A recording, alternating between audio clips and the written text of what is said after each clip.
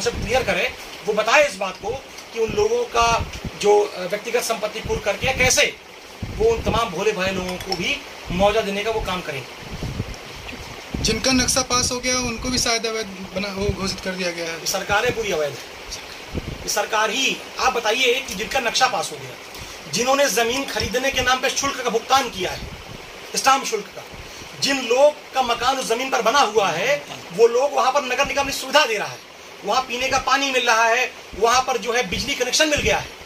तो आप ये बताइए कि इतने सारे काम एक अवैध भूमि पे अगर हो रहे हैं तो ये क्यों ना सवाल उठाया जाए कि इस जमीन पर, इस प्रॉपर्टी डीलिंग, अवैध डीलिंग में प्रॉपर्टी डीलरों के साथ साथ नगर निगम प्राधिकरण समेत बड़े बड़े अफसर और उसके साथ साथ सत्ता के जो तमाम लोग मजबूत बैठे हैं, उनके संरक्षण में ये पूरी लीपापोती चल रही है, पूरा भ्रष्टाचार चल रहा है।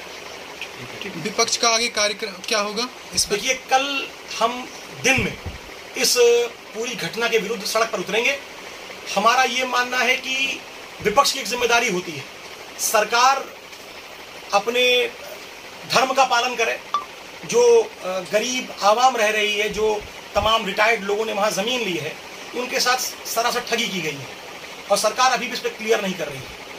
अगर वो अवैध है तो सरकार ये क्लियर करे कि वहां पर इतनी बड़ी प्लॉटिंग करने कैसे दी गई, वहां पर मकान बना कैसे दिए गए। और ये तब हो रहा है जब वो जमीन, मैं एक जमीन की बात कर रहा हूं जो गौरापट्टी में है या जो जमतारा में है, वो जमीन फैजाबाद घंटा घर से 1 किलोमीटर पर है, फैजाबाद जिलाधिकारी के ऑफिस से 3 किलोमीटर पर है। कप्तान हो चाहे ऋषिकेश उपाध्याय मेयर हो, इन लोगों के आवास से 3-4 किलोमीटर की दूरी पर है। उनकी नाक के नीचे इतना बड़ा अवैध कारोबार फल फूल कैसे रहा है, बड़ी बात तो ये भी जांच की है। सूची जारी हो रही है, इस पर आप क्या कहेंगे कि कितना यहाँ सच्चाई, क्योंकि बड़ी जो भू माफिया हैं उनका नाम इसमें आया भी नहीं है, तो इस पर आप पूरी बात क्या कहेंगे? देखिए, ये जो सूची जारी, ये सूची कल से सोशल मीडिया पर वायरल हो रही है।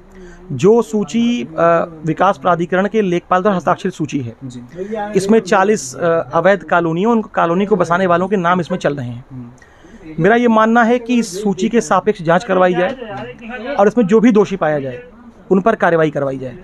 साथ ही साथ इस पूरे अयोध्या फैजाबाद के अंदर, चूँकि यहाँ के सांसद आदरणीय श्री लल्लू सिंह जी ने भी इस बात को लेकर चिंता व्यक्त की है कि बड़े पैमाने पर यहाँ पर प्लॉटिंग करा के लोगों को बेवकूफ़ बना के भूमाफिया लोग अपना अवैध धन कमा रहे हैं। उनके SIT जांच की मांग के बाद ही ये सूची जारी हुई है, तो इस पर आप कहेंगे? SIT जांच होने में और सूची, बार बार मैं कह रहा हूँ, सूची जारी का आप ये समझिए कि सूची जारी करने का अधिकार जो है विकास प्राधिकरण के उपाध्यक्ष को, सचिव को और नगर नियोजक को हो सकता है। ये लेखपाल सूची नहीं जारी करते हैं। ये सूची साजिशन लीक करी गई है केवल बड़ी मछलियों को बचाने के लिए। बड़ी मछलियों का मतलब क्या है? आप किसी का बड़ी मछलियों का ये है कि इसमें सिर्फ देखिए, इसका मतलब ये है कि एक कॉलोनी है जो 5 वर्ष से बनकर वहाँ लोग रह रहे हैं, इसके बाद अचानक से सरकार, ये प्रशासन ये कहता है कि अवैध कॉलोनी है। तो मुझे कल इतना बता दीजिए कि प्राधिकरण क्या अभी तक सो रहा? साहिबगंज भाजपा कार्यालय को महापौर जी ने निःशुल्क जमीन दिया था, जिसका नक्शा विकास प्राधिकरण ने नहीं पास किया था। तो क्या इसमें विकास प्राधिकरण दोष नहीं है? कहीं ऐसा तो नहीं है कि महापौर का चुनाव आ रहा है इसलिए साजिश हो रही है? देखिए, पहली बात तो इस मामले में मुझे कोई जानकारी बहुत अधिक नहीं थी, ये तो आपने बताया तो मैं जान पाया हूँ। भारतीय जनता पार्टी का कार्यालय हो, संघ का कार्यालय हो या किसी आम व्यक्ति की ज़मीन का बनाया हुआ घर हो, अगर वो नगर निगम क्षेत्र में रह रहा है तो कोई भी भवन विकास प्राधिकरण के नक्शा पास कराए बिना नहीं बनना चाहिए। अगर वो बन रहा है तो मेरी नज़र में वो अवैध है, और मेरी नज़र में नहीं, विकास प्राधिकरण के नज़र में भी वो अवैध होना चाहिए। जिस तरह आप भू माफियाओं के खिलाफ आप प्रेस कॉन्फ्रेंस कर रहे हैं, आपका भी अयोध्या में कई ऐसे प्लाट हैं उस पर आप क्या कहेंगे? ये अगर आप कह रहे हैं तो मैं पूरी जिम्मेदारी के साथ इस बात को कह रहा हूँ।